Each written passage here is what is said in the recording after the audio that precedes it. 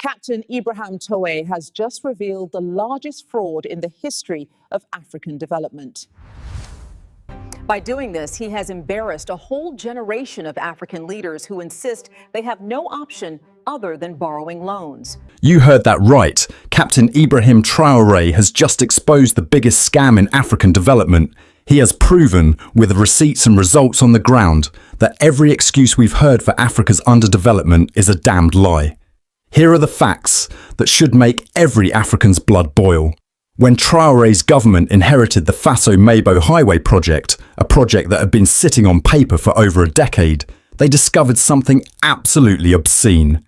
Foreign companies, mostly European, had submitted proposals to build a basic 2x2 lane highway. The cheapest bid, 1,032 billion FCFA. But wait, it gets worse. The financing terms required 10 years just to complete construction, with loan repayments stretching 50 to 60 years into the future. Let me repeat that. 60 years of debt payments for a 2-lane highway that would be outdated before the first loan installment was even paid. Traoore didn't hold back his disgust. You have to be unconscious to condemn generations not yet born to 50 to 60-year loans to build a 2x2 lane highway that will be outdated in a short time. Unconscious, that's the word he used, and he's absolutely right.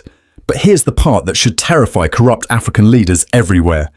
Traoore didn't just complain about this robbery. He completely dismantled the entire scheme and exposed it for the fraud it has always been. When Traore's team said, "Actually, we want to build a modern 4x2 lane highway, not this outdated garbage," do you know what happened? They were mocked. Foreign contractors laughed. Some Burkinabe elites, those mental slaves who worship everything foreign and doubt everything African, said it was not reasonable for a country like Burkina Faso to dream so big. The foreign companies came back with new estimates, over 3,000 billion FCFA. The message was clear: stay in your place, Africa, accept mediocrity, take our loans, stay in debt forever, and be grateful. But this is where IBRAHIM Traoore revealed himself to be cut from different cloth than the suited thieves who parade as leaders across our continent. His response was revolutionary in its simplicity. We are not going to enter those schemes. We decided to do it ourselves because we have confidence in our young engineers. We have confidence in the potential of Burkinabe. Read that again. While other African presidents are on their knees in Paris, Washington and Beijing, begging for loans and signing away mining rights, Traoore said, "We'll do it ourselves." Now here's where it gets absolutely beautiful and simultaneously infuriating, because what Traoore has achieved exposes just how badly Africa has been played. Today, the Faso-Mabo Highway construction site is the largest highway project in Africa in terms of equipment deployment. Over 100 bulldozers working simultaneously. Traoore himself confirmed, "I can say that the site is unique in Africa. There is no highway site like this that mobilizes so much equipment. There isn't." Traoore gave his engineers 2 months to complete the land clearing. In just 40 days, they had completed over 70% of the work. By February 15th, 2026, they will finish, ahead of schedule. The pace, Traoore noted, is also unmatched in Africa. And here's the kicker that should make every corrupt African leader sweat. We already have everything at our disposal. All the machines, everything necessary is there. All that remains is to buy fuel and bitumen, otherwise everything necessary is there. No crippling foreign debt. No 60-year loan slavery. No kickbacks to politicians. No inflated contracts to benefit foreign companies. Just Burkinabe people, Burkinabe engineers, Burkinabe equipment, building Burkinabe infrastructure for Burkinabe benefit. The implications are staggering and damning. If Burkina Faso, one of the poorest countries on earth, facing active insurgency, landlocked with limited resources, can build modern highway infrastructure without foreign debt, then what excuse do Nigeria, Kenya, Ghana, South Africa, or any other African nation have? The answer is simple and ugly: corruption. Let me explain exactly how the loan scam works, because Traoore has exposed it perfectly. Step 1. African country needs infrastructure, road, hospital, airport, etc. Step 2. Foreign companies submit massively inflated bids. typically 300 to 500% above actual costs. Step 3.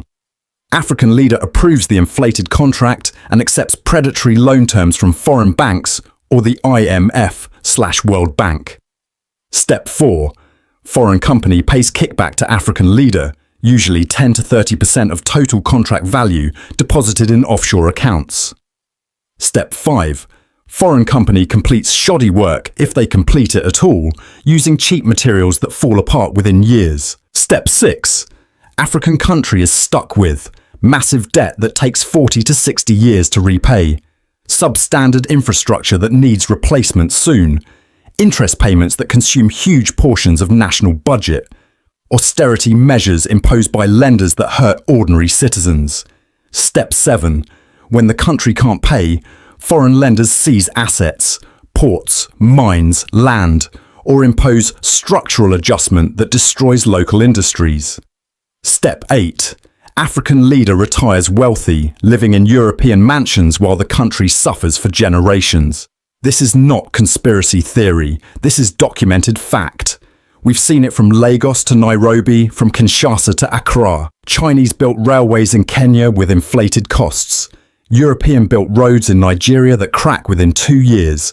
Airport projects across the continent that come with debt that outlives the infrastructure itself. And the most painful part, it's all unnecessary. Traore has proven it. The capacity exists in Africa. The engineers exist. The workers exist. The equipment can be purchased outright. What has been missing is leadership with conscience, courage, and commitment to the people, rather than to their own bank accounts. Pause for a moment and imagine, truly imagine, what Africa would look like if every leader had Ibrahim Traore's mentality. Nigeria. Instead of importing petrol despite having crude oil, Nigeria would have dozens of functioning refineries built by Nigerian engineers, creating millions of jobs, generating massive revenue, and making fuel cheap for every Nigerian. The $20 billion stolen by corrupt leaders in just the past decade could have built world-class infrastructure across every state. Democratic Republic of Congo, the cobalt, coltan, copper and diamonds wouldn't be smuggled out to enrich foreign corporations and Kabila-era thieves. The DRC would have smelters, processing plants and manufacturing centres. Congolese would be making batteries, electronics and jewellery. The country would be wealthier than Belgium, the former coloniser. Kenya. The entrepreneurial energy and strategic location would be matched by infrastructure investment without debt. The country would be the undisputed financial and technology hub of Africa, with locally built railways, ports and airports generating revenue for Kenyans. South Africa. Resources would benefit all South Africans, not just a connected elite of any colour. Manufacturing would thrive. Youth unemployment would plummet. The nation would be the industrial powerhouse it should have been decades ago. Ghana. Cocoa wouldn't be exported raw to Switzerland. Every chocolate bar, every cocoa product would be processed in Accra and Kumasi, creating thousands of jobs and multiplying revenue tenfold. This is not fantasy. This is what should be normal. This is what happens when leaders work for their people instead of for themselves. Traore is proving it in real time in Burkina Faso. But Traore isn't resting on his achievements. In a speech that should be played in every African school, he told the Burkinabe people to prepare for even more intense transformation. I know that the endurance, the pace of these past 3 years has not been easy. You have learned to work under pressure. The pressure will continue. Hold on. Fasten your seatbelts. This is not the language of African leaders we've become accustomed to. No empty promises, no photo ops cutting ribbons on projects funded by foreign debt, no comfortable lies about progress while the nation stagnates. Traore is saying, we're going to work harder, we're going to build faster, we're going to transform this nation, and it won't be comfortable, but it will be worth it. And the results speak for themselves. In agriculture alone, Traore has shattered every myth about what's possible. Cocoa, declared impossible in Burkina Faso, now growing successfully, processed by Burkinabe chocolatiers, consumed locally. Coffee, thriving along the Samandani Dam, processed by Burkinabe workers. Wheat, pineapples, grapes, all declared impossible by experts, all now growing in Burkina Faso. Traore's philosophy is revolutionary. Our goal is not to produce to sell abroad. It is to produce, transform for ourselves here and for our children. This directly attacks the colonial model that still defines African economies. Export raw materials cheap, import processed goods expensive, remain poor forever. Traore is saying, no more. We produce for ourselves. We process for ourselves. We consume what we make. When was the last time you heard an African leader speak like this? When was the last time an African leader actually delivered on such promises? Traore understands what many African leaders have forgotten. Infrastructure means nothing without educated people to use it. His government is constructing amphitheatres, schools, and training centres nationwide. But here's what makes him different. He's not just building general education facilities to produce unemployed graduates. He's emphasising vocational and technical education. Modern high schools opening in 2026. A technological university already under construction designed to equip Burkinabe youth with advanced tech skills. And check this out. Burkina Faso now has Africa's most modern scanning electron microscope. Burkinabe researchers no longer need to go abroad to conduct advanced scientific research. The capacity is being built at home. Traore's assessment of where Burkina Faso stands is brutally honest. We are very far behind. We are in the 1800s, and I think in 5 years we can make a leap of at least 100 years to find ourselves in the 1950s and continue working like that.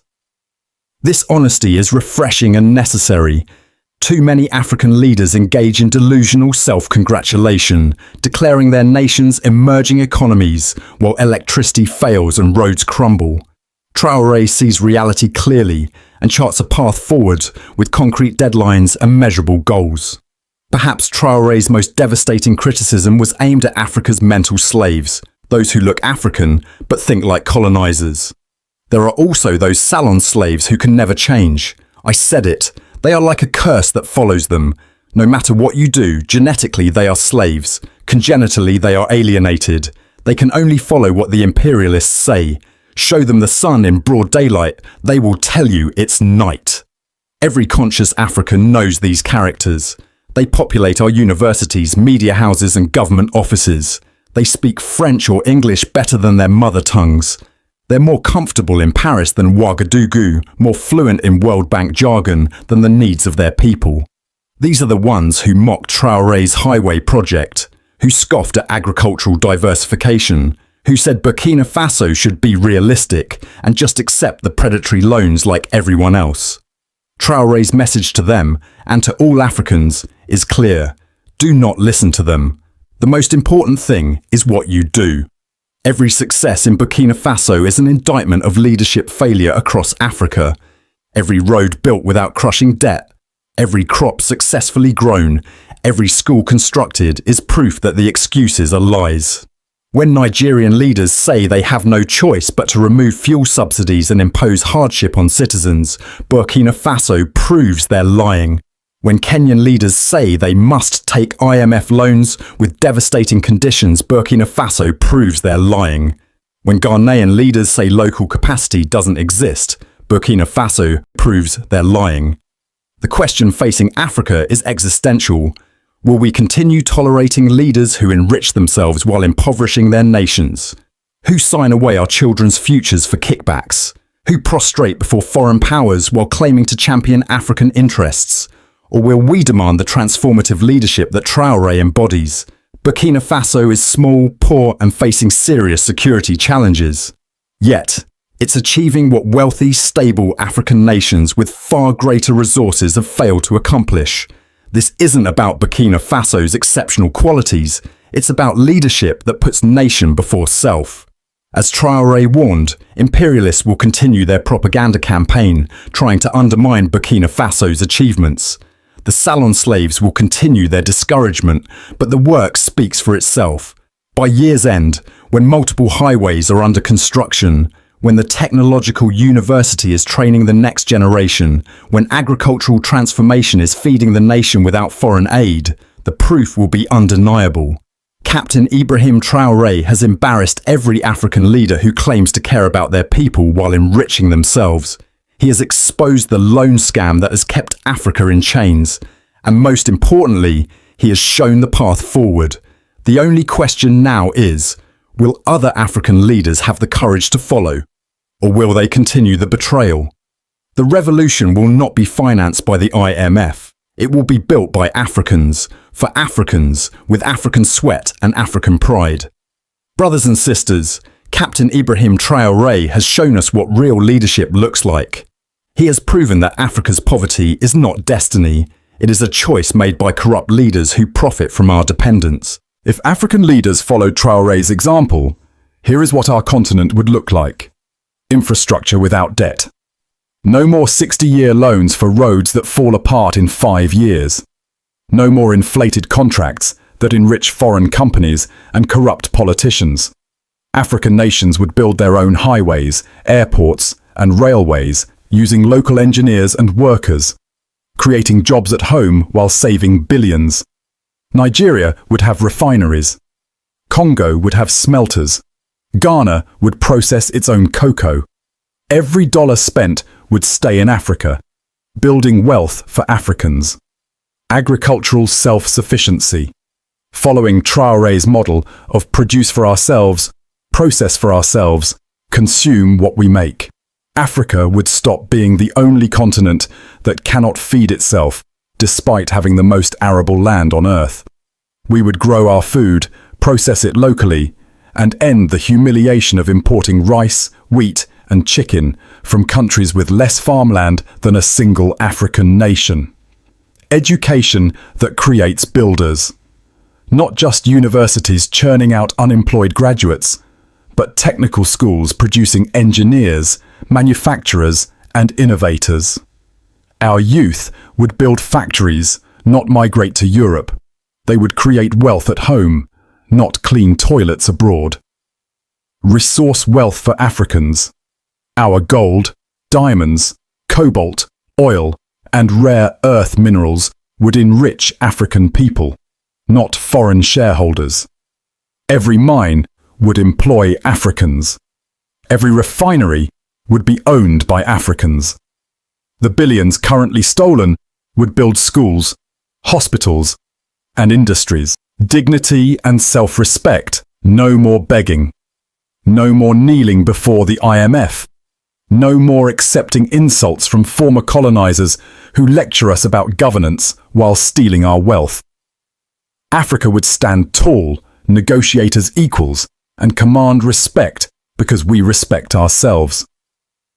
But this vision requires one thing: brave leaders who put nation before self. Traoré is brave because he rejected the easy path of corruption. He could have taken the kickbacks, signed the inflated contracts, stashed money in Swiss banks, and lived in luxury while Burkina Faso drowned in debt. Every incentive in the neo-colonial system rewards such betrayal. Instead, he chose the hard path, building with local resources, trusting his people's capability, resisting foreign pressure, and working for generations not yet born. Africa will be built by Africans, for Africans, or it will not be built at all.